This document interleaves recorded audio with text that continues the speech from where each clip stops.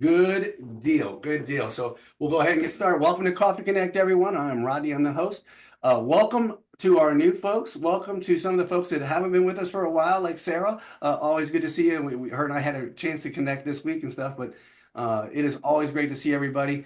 Guys, again, the website has been picking up some traction as well as the YouTube channel. So I encourage everyone, go back and look at some of those past episodes. There's some great opportunities there for learning. If you go to www.addicted2connecting.com, and that's the number 2connecting.com, right?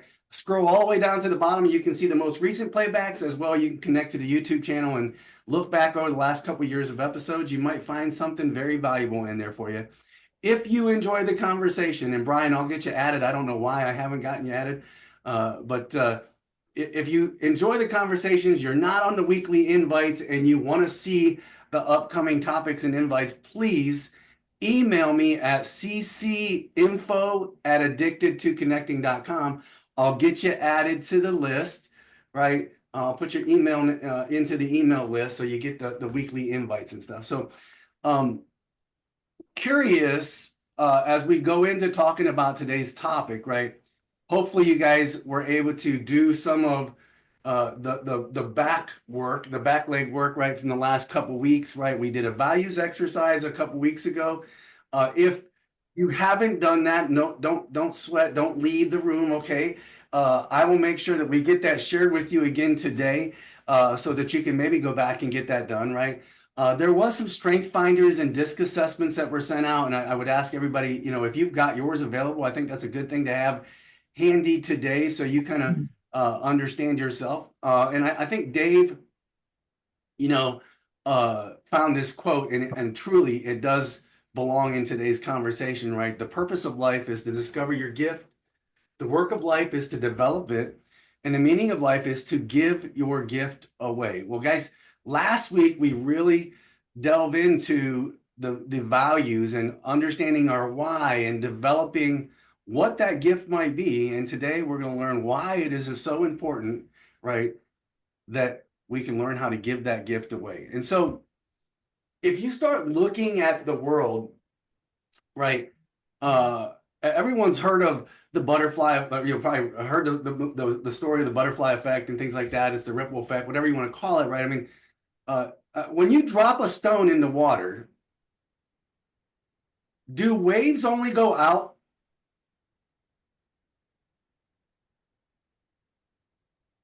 If you drop a stone in the water, do waves or ripples only go out? They go out from where the stone is until they reach another wave, and then they can cross.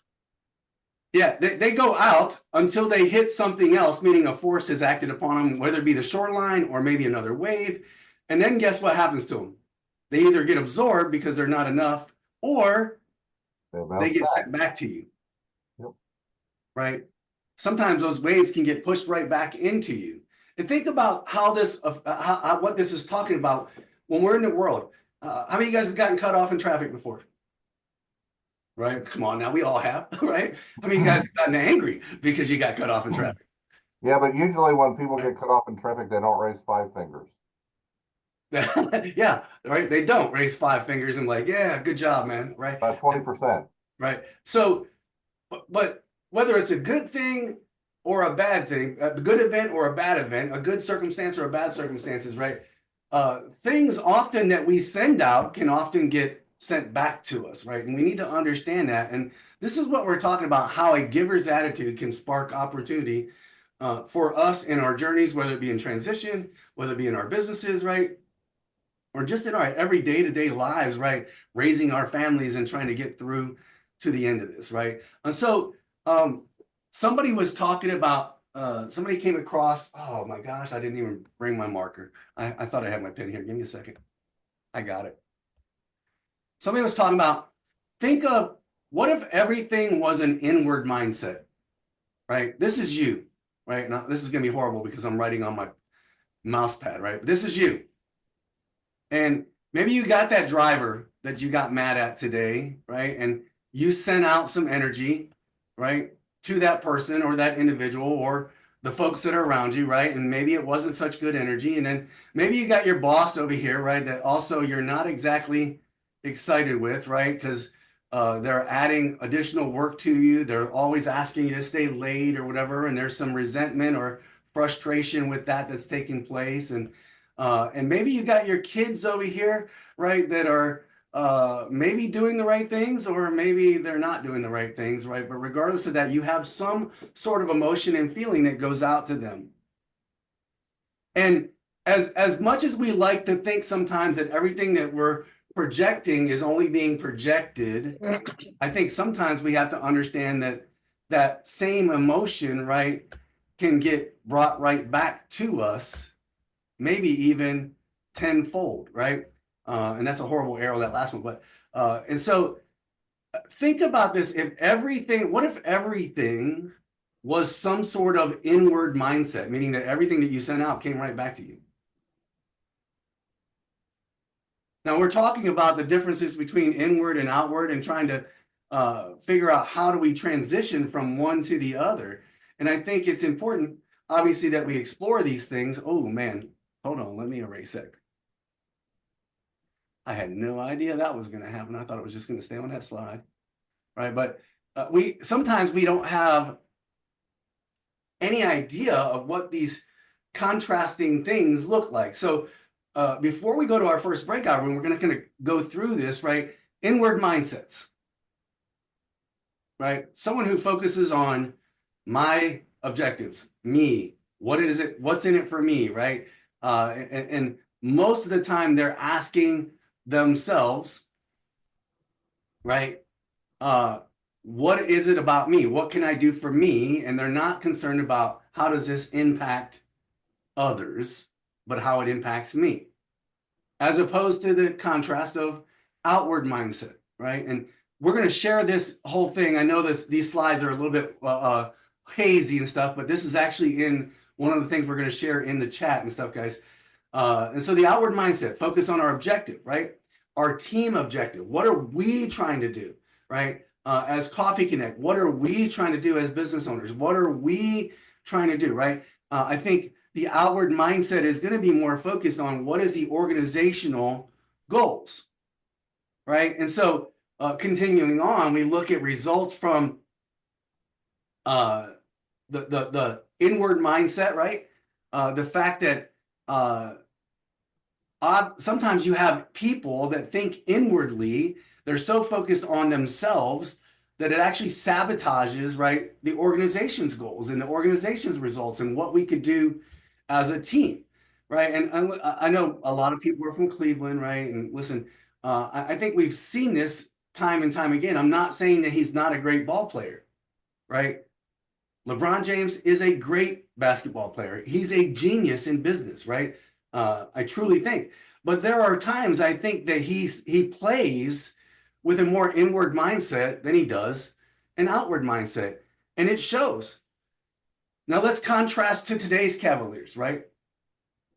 I'm not saying there's not superstars, because we know Donovan Mitchell is a superstar, right? We know that Garland is a superstar as well. But I think for the most part, if you look at today's team in Cleveland, right, they play more outwardly representing who they are as an organization than any one individual on that team. Does that make sense, guys? Right? And so as we keep going, it just kind of goes into some of the characteristics that these folks tend to stay focused on if they're inward, or what we stay focused on if we are outward mindseted individuals. Okay. Now, I know Dave mentioned last week, you can call it inward, outward, you can call it givers and takers, right? You can call it good and evil. I don't care, but one is one way, and one results in mostly individuals seeing benefits, and the other is going to see the rising tide lift all ships that are there, right? And so we're going to go to this first breakout, right? And I guarantee you, we've got a wealth of experience in this room with 25 of us in here, 24 of us in here right now, that we've seen organizations that have had inward mindsets and outward mindsets. And maybe you've seen just teammates that had inward mindsets. I want you to just, one, take 30 to 60 seconds to kind of allow everyone to introduce themselves, right? And then talk about how did the mindset of individuals, right, affect the overall team's results? How did the mission and vision of maybe the organization become more clear or clouded by the mindsets that we and our teams had during that time? So feel free to screenshot that, guys. I'm gonna stop sharing in 3, 2, 1. So guys, I mean, we've all had experiences. Anybody care to share something that maybe they learned or spoke about in the breakout? Well, we didn't get to the last question, and I accidentally clicked out of the breakout room by mistake. But how the mission and vision of the organization became more clear or clouded by the mindsets of those working the cause. My experience at Federated Department Stores was one of roller coaster, because we were doing acquisitions, mergers, hostile takeovers, and when they decided to get rid of the entire back area, which was advertising, store, display, accounting, all that stuff, it's 750 people, and they're going to go and merge Lazarus with Riches. There's so much angst, amongst all of the employees, because basically we all knew we were going to lose our jobs. We just didn't know exactly when. And so it became very clouded work environment place, because executives didn't know if they had jobs either. And so it was a really stressful time in the organization. And 100 people did take the offer to go to Atlanta. None of them made it for the first year, because the expense at Atlanta was so much more expensive than Cincinnati. So, I mean, the whole company failed because of this one business decision. Yeah. Clint, do you mind sharing what you spoke of in the room? There we go. Really quick, I'm an old Sears district manager, and I had left the company, spare you the details. I was working for a specialty tool company, and I had the pleasure of working for a guy who was like one of the first dozen Home Depot store managers, a guy named Jeff Popowitz. And Jeff was a brilliant guy. He knew Bernie and Arthur personally, grew up with the company, saw it from its inception, really. And, we were traveling for the first time together, and we diverted to Tunica, Mississippi, because those that know, there are casinos and whatnot there. It's a great way to go lose some money. And we were in a casino having a nightcap, and Jeff looked at me, and, he's a Home Depot guy of historic, had been there historically, and I'm an old Sears guy. And pardon my French, he said, you Sears guys really fucked up. And I kind of looked at him like, what are you talking about? He goes, you had it all. You had Craftsman, you had Kenmore, you had Easy Living, you had all these great things. He goes, we were terrified of you. And he goes, and all you did was focus on us, and all we did was take care of the customer. And it was unbelievable. I remember going to, excuse me, the Home Depot strategy meetings, and we very rarely talked about the end game. We were like, how are we going to beat them? Instead of like, how are we going to take better care of our customers? And the company completely lost sight. And then, we all know the end story. There's like 10 stores left, and it's just a tragic thing. And it's because we were so internally focused and afraid to change that it destroyed a company that by all rights should have kicked Jeff Bezos' ass to the curb, because they had the infrastructure to do it. And they shut the catalog down right as Jeff Bezos was starting to sell stuff out of his garage. So, I mean, it was just a tragic story. And, it was kind of interesting to hear Jeff say, we were terrified of you. And as they grew, we diminished. And it was just unbelievable. When it comes to inward versus outward, guys, there are so many other words that can be thrown in there, right? I know Dave and I, we spoke, scarcity versus abundance, right? And I think in this mindset, right, everyone in Sears was so focused on the competition instead of focusing on the fact that there was 300 million families that still needed to buy tools and stuff in the United States, right? And there was more than enough to go around for Home Depot to still be in the marketplace as well as Sears, right? But because they took their eye off the target, what was most important, right? The people they were serving, they lost out, right? And obviously Sears is what it is today, and stuff. So one more share, and then we're going to kind of keep going on. Anybody? I'll share. Oh, I'm sorry. Let me show myself again. Hi. So we kind of decided that meetings are pretty much worthless.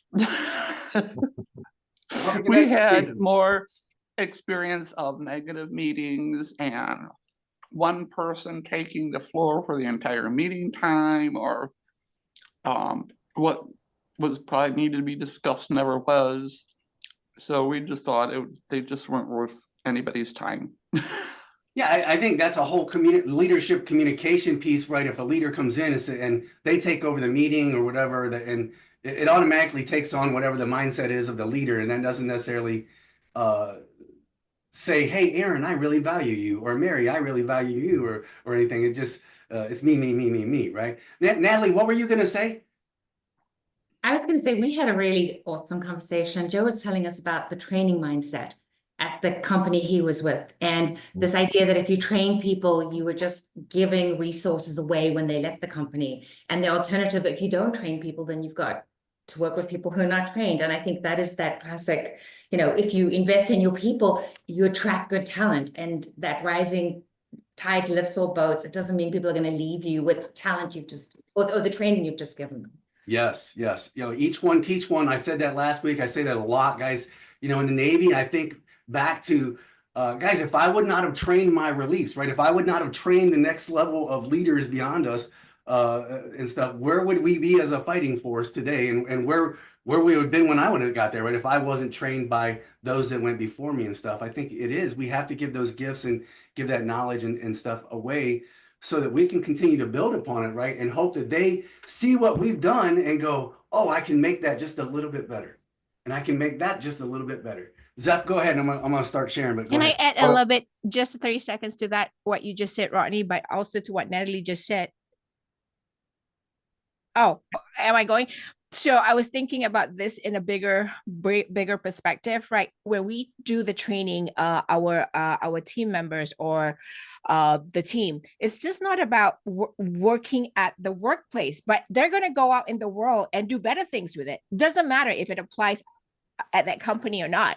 The idea is to give people the skill sets and talents, or whatever they need out there in the world. So I don't think, like, when I had my internship program, I didn't think about me, like how I've taken all this time training them, and then they don't actually end up working with me or whatever, but I wanted them to go out there and be the best humans that they can be. So that's how my take on that. Yes. I love it.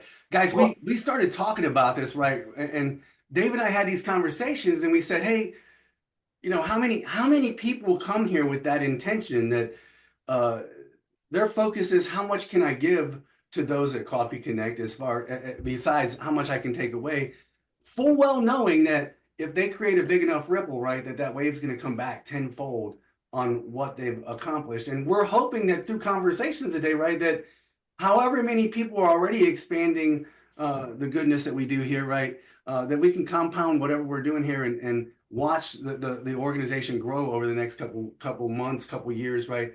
And so we know that if we can all agree that successful people have a couple things in common, right? One is hard work, right? I think Art Williams, the guy who founded our company, said you beat 80% of the people, right, just by doing hard work, right? Showing up when they won't show up. Okay. The next piece is skills, talents, right? We all have things that we have to refine, and successful people are not afraid to look at themselves and go, I need to get better at this area. And I know every single one of you in here, right? We all read, we listen to audios, right? Our intention when we come here on a Tuesday morning is to do what?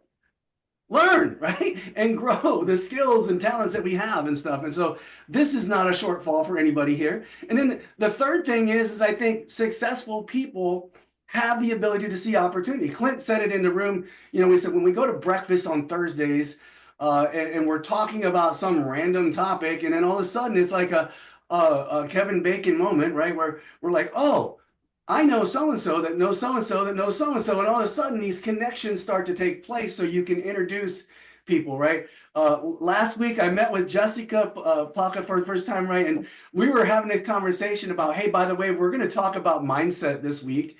And she was like, oh, you need to meet Jill, right? Jill, and Jill, who's on with us today? Jill. And so Jill, I'm waiting for you to pipe in any moment, okay? But it was that moment that that happens because successful people tend to start seeing opportunity a lot easier. And so there's this fourth piece that might be missing out there that actually takes people from the 90 percentile, right, to the top 1 percentile of their careers, their paths, their journeys, their success land, right? And we learned it, guys, when we were really young, right? We learned it when we were really, really young.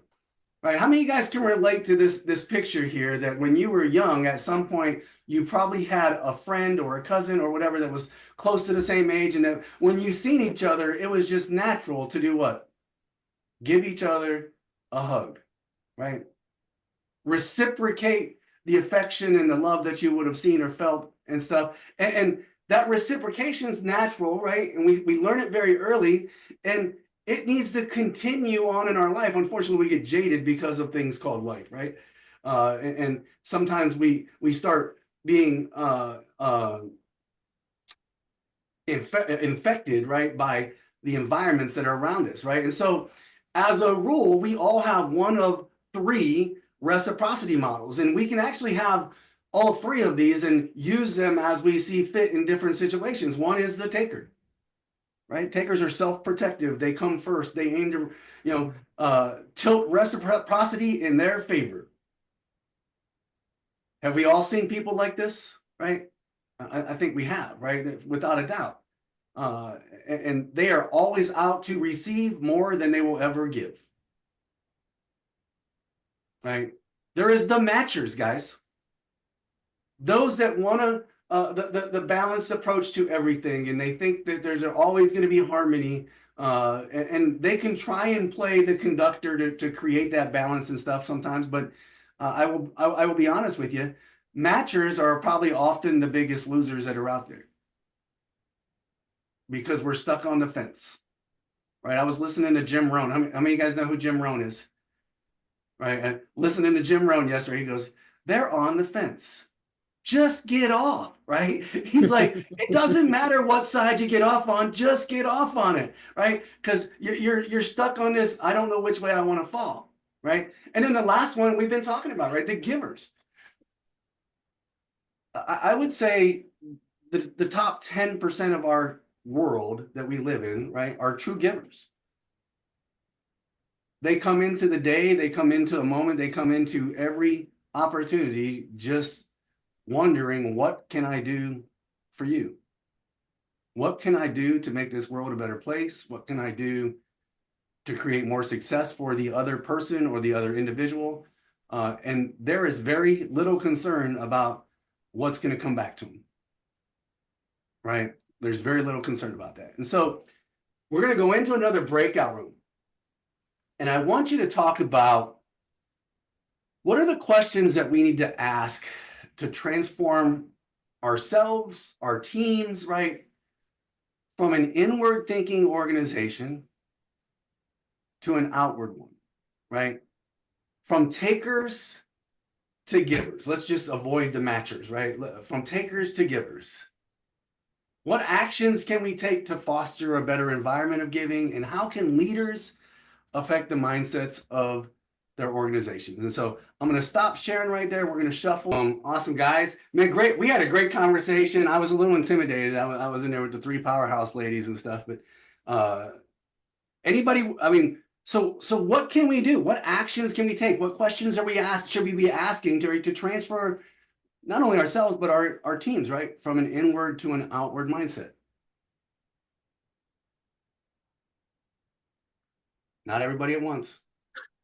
Asking your teammates and your direct reports, what are your goals and what do you want to achieve in your career is a good starting point to help give back to them what they desire. And in turn, you're going to get a lot of rewards, both as a team and most likely at some level personally. I like it, Brian. And I would tell you, not just on a professional level, right? Personally, like, what do you want to accomplish, right? And so many people, I ask that to people when I interview people. I say, you know, what are some goals you're looking to accomplish? And everybody jumps into, well, I want to run a team. I want to be a leader. I want to do this. Are you living to work? Are you working to live? I don't understand. Like, come on. Nobody wants to come to a job the rest of their life. What do you want to do? Right? Right, Sarah? Get people dreaming again. Great point, Brian. What else, guys? Rodney, this just occurred to me. Didn't come up in the breakout room. What about running a meeting like this? What like breakout sessions and letting people learn? Telling people, I want giver mindset. And let's talk about what a giver mindset is. That's what we're doing right now. Yeah. Yeah, I brought up, I said, mandatory active kindness. Everybody comes in, you got to do something kind today. I don't care how small it is, right? But you got to do something kind. And some people might be like, yeah, I'm not doing that. But as soon as they get something done to them, right? Somebody brings them a cup of coffee when it wasn't called for, or somebody sends them a nice little note, guess what they're going to feel? Dadgummit, I got to go do something nice now to somebody, right? Like they're going to feel miserable doing it, right? Or something. What else? We had the obvious lead by example. Jeff. We just had the obvious idea of you got to model it yourself for the people you work with. We didn't discuss it though, but you actually can actively tell people, this is what I'm modeling. This is why I'm modeling it. I'd like you to understand this reasoning because it works. Some people, you have to hit them with something hard so they can actually understand what you're trying to teach. Leaders must lead, absolutely, Jeff. And I'm going to tell you what, subordinates, guys, just because you're a subordinate to somebody doesn't mean that you can't call that leader out, right? A good subordinate will, regardless of what might come down after that, right? If you've got a leader that's just a pure pain in the, you know what, right? And you don't feel like he's doing or she's doing what they're supposed to be doing or reflecting the values that they're supposed to be reflecting, right? You should be the first one to throw that bullshit flag, right? And be like, hey, I thought this was what our company meant, right? This was what we were intended to be, right? What else, guys? Keep it going. Shirley had some great ideas. Yeah. The aspect of connection and collaboration, we can't just rely on, I think what's been difficult with things becoming more remote is thinking of people as a function rather than as the person. Really understand and making those personal connections. It's amazing once you get to know as somebody is beyond their function, who they are, the aspect of working together, that personal connection. To tie in on what Shirley said, and the last 3 years I had a remote position. I've been remote my whole career. It's amazing how companies don't realize the need for that internal network of support and what have you. And I would laugh because we did 2 trade shows a year, and we had a built-in day-long meeting. And they always filled the agenda with what they thought we should work on and never let us talk internally about what are your struggles, what worked for you, how can I replicate that, can I call you afterwards? And, it was a lonely existence to a degree, and I had my group of cronies that we bounced ideas from. But I think as the company missed out continually on tremendous learnings that we're better together kind of thing. And instead they were very dictatorial on, how things should work and how it went. And they were very resistant I was a person that routinely called bullshit, and they did not appreciate it. So in hindsight, it was probably an indicator that maybe I was in the wrong company. So, but yeah, that's what. With the wrong manager. Exactly. Yeah, I was Go ahead, Joe. one of the things that I had, Lynette mentioned in the last segment that, you know, meetings are worthless. And I told in our breakout session that I said one of the things that one of the project managers where I used to work, it didn't matter if there were 7 people in the meeting or 32 people in the meeting. He would go around the table at the end of the meeting and he would say, Clint, anything that we didn't discuss that we need to? Rodney, anything we didn't discuss that we need to? Mary Beth, anything we didn't discuss that we need to? And if you didn't say anything, you had better not bitch about that before the next status meeting, or he would call you out on it. And he would say, I gave everybody a chance and you said nothing, so you're going to have to deal with it until the next meeting. And then we can talk about it. And he would hold people accountable that way. I love it, guys. I love it. Awesome. It got everybody really talking about the real problems in a project. So you know, absolutely see everybody around you, whether it be your customers, your reports, your managers, your family, right? And look at what their needs are, what their objectives are, right? What their challenges might be, and then help them make the plan, right? To adjust their efforts and see where they're going. Listen, I think everybody, whether we're takers or we're matchers or givers, right, can all be winners. But the reality here is that when givers win, right, they lift everyone up that is around them, right? And so new people, real quick, I'm gonna jump off here to stop sharing for a second. New people. Who's here for the first time? Jill. Miss Jill. Oh, wait. So McCarthy, great to be here. My company is Adventure Bright, and I work with leaders and teams, and I'm actually a Gallup certified coach. So I work in all about let's see your best potential. Awesome. Thanks a lot, Jill. And the person who introduced me to Miss Jill, Miss Jessica. Hi, everyone. I'm Jessica Plowchat, and I work alongside entrepreneurs, helping them streamline their day-to-day operations and get refocused on their larger goals. Jill is here in Cincinnati. Jessica is in the other C city in Ohio, not Cleveland. Columbus, yep. Right? Not Cleveland. Plural of Columbus is Columbi. So Columbia. Awesome. Hey, great job today, everyone. I really appreciate you guys.